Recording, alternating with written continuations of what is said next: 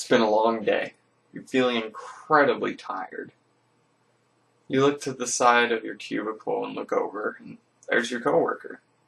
He's working harder than when he got here. You look to see how he could have even been able to do this, and there's an energy drink on his desk. And the mystery is solved. A sudden temptation comes over you. Why wouldn't a Red Bull feel good to help wash down the workday and go home? What's the harm in drinking just one? You soon disregard this thought, however, and you finish the workday, unaided by a powerful energy drink such as Rockstar.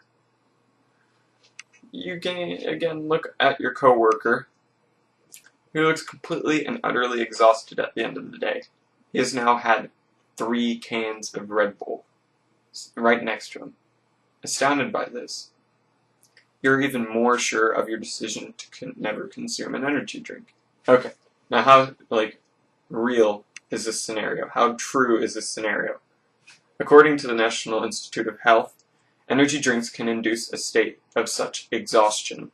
In essence, all energy drinks do is send an intense dose of caffeine right to the noggin. 84 milligrams in Red Bull.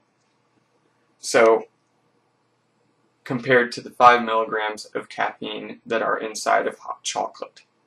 To the body, it's sending a temporary energy high. The idea of a substance that can dispel your fatigue seems revolutionary, right? Almost too good to be true. And as shown in the previous example, it's just that.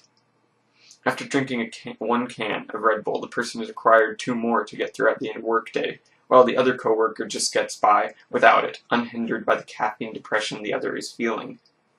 The coworker drinking Red Bull required multiple drinks to function properly. So if someone felt tired all the time, would they use this to relieve their fatigue? The World Health Organization seems to think so, estimating that 30% of adults, 60% of adolescents, and 18% of children under 10 in Europe drink them to improve mental and physical performance. If you need something to function, something that inhibits your human physiological abilities, that is a drug. So, in this way, with something that improves their mental and physical performance, energy drinks, or more so caffeine, be a drug? And if so, why aren't there regulations on them? Alcohol and Drug Foundation of Australia, along with many others, have classified caffeine as a stimulant drug.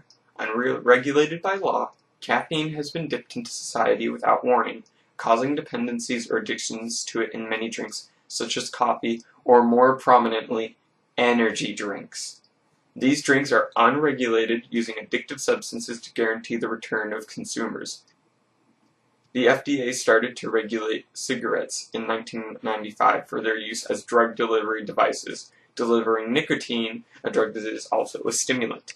Nicotine and caffeine are 2 stimulants that run rampant in our society. So why is nicotine regulated and caffeine is not? Among these questions and worries lie the most probable concern: the availability of energy drinks that contain absurd amounts of caffeine.